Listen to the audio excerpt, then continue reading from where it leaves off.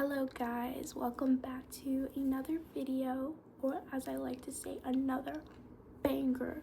Today I will be talking to you about the discomfort that comes with being a Muslim teenager in today's society and how hard it is navigating through it.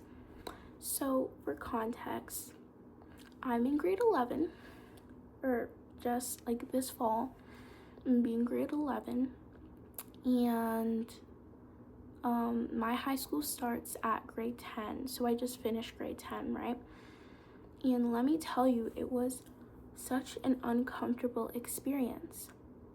And along this path of feeling alone, of feeling like I was crazy, of feeling all of these feelings that I just could not get myself to explain, I realized that discomfort does not mean that you're doing something wrong. Not all the time. Discomfort does not mean that you're not safe. It does not mean that you're missing out. But discomfort means that you are choosing to do things for the sake of your future, for the sake of your akhirah, for the sake of, your whole entire life and existence, for that said discomfort. And it took me a long time to realize that, because in today's society, or like I don't know about you, but if you attend a Western school, you'll see all of this flashiness, all of these loud things, especially on social media as well, where people are praised for the relationships they're in. They're praised for their bodies. They're praised for the clothing they wear. They are praised for their loudness. They're praised for how much they party, how much they drink, how much friends they have, and all of these external things that the Quran warns us about.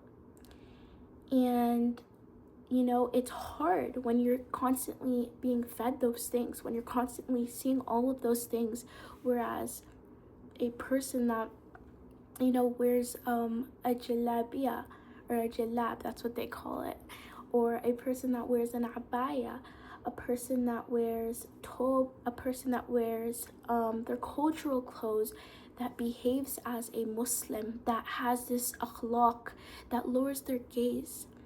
People don't like to acknowledge that, or people like to call it extreme. And when that's the normality of people partying, going out and doing all of these things, it feels like you're doing something wrong. Because our nervous system, because of how we think, where by nature we're scared when say everything's doing a specific thing and you're not, we will feel so uncomfortable, we'll feel anxious. But in reality, it's not necessarily a bad thing. We tend to jump to the negatives and think that, maybe we're doing something wrong. Maybe it's me.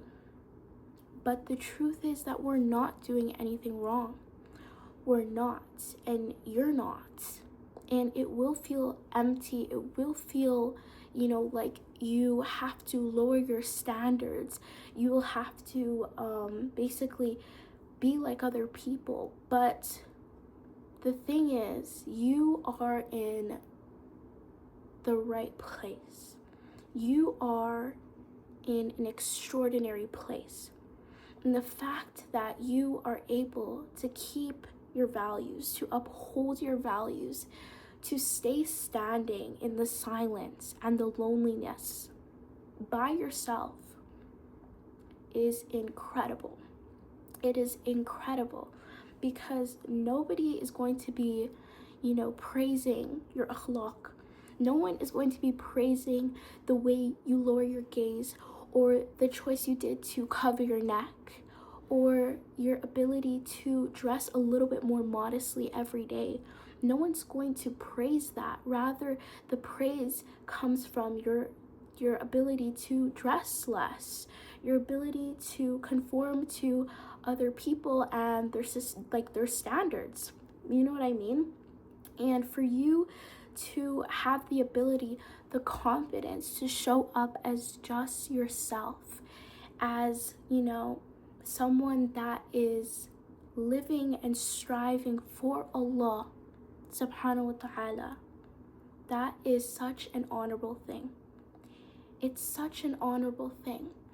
And amongst all that sadness, amongst all the doubt, amongst all the loneliness that you will feel in these times where you feel like you're not doing the right thing, that maybe this is all not worth it, that maybe you should, push to be like other people, you have to remember that the reward is with Allah subhanahu wa ta'ala. You have to remember that this is all a test and it's all a part of his plan, And I think a lot of the problems come from our doubts and our inability to trust ourselves and trust Allah, where we feel like, maybe if I don't talk to this said person, then I won't ever have, I won't ever have my nasib. Because a lot of people, they believe that if they don't chase their nasib, then they won't get it, period. Or if I don't try this and do these things, then I won't ever have friends. Or if I wear too much abayas or dress too modestly, then people won't come up to me and I'll be lonely for the rest of my life. But you have to understand this. That Allah is the best of planners. Allah is the best of planners. And you also have to understand that He has the ability to do whatever He likes. He has the ability to change your life, to answer your du'as, to do whatever it is that you would like in your life or in the next. He has all this power, yet you believe that He doesn't have the ability to give you righteous friends that won't make you feel like you have to perform, to give you a righteous husband that won't make you feel like you have to push your values to the side. He's just, Allah subhanahu wa ta'ala is so powerful. He is so, so, so powerful. And He sees your loneliness. He sees your cries. He sees when you feel like, you're too loud in a room that's too quiet, or too quiet in a room that's too loud. And I felt that way so many times. I felt so uncomfortable when I'm in my abaya with my hijab tightly pinned to my neck, and my abaya in a room full of girls that are wearing tight and attractive clothes. It's uncomfortable when you have to leave midst a conversation to go pray. It's uncomfortable when you have to do all of these things that please Allah in a room that displeases Allah. But that does not mean that you're doing something wrong. It doesn't. It just means that your story, that your life, that whatever is going to come is just going to be something that is so, so, so beautiful because of your ability to hold on to your standards. And now it doesn't become a matter of whether you're uncomfortable, but it becomes a matter of, are you willing to stay uncomfortable for a little bit in exchange for a comfortable akhirah, a comfortable life in the long run, And that's something that I have to remind myself still.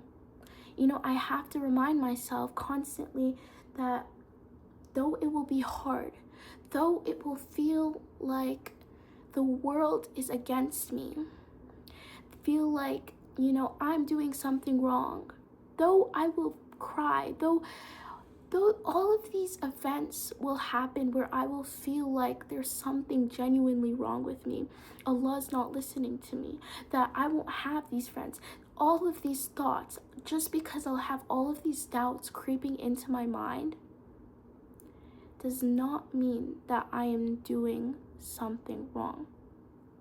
Do you know what I mean? It does not mean that.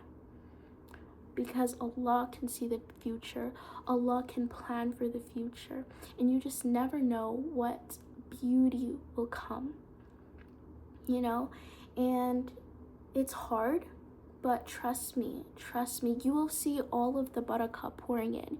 You will see all of the goodness come into your life once you trust that Allah will put that into your life, and it's hard struggling for something, struggling for Allah, and you're not alone.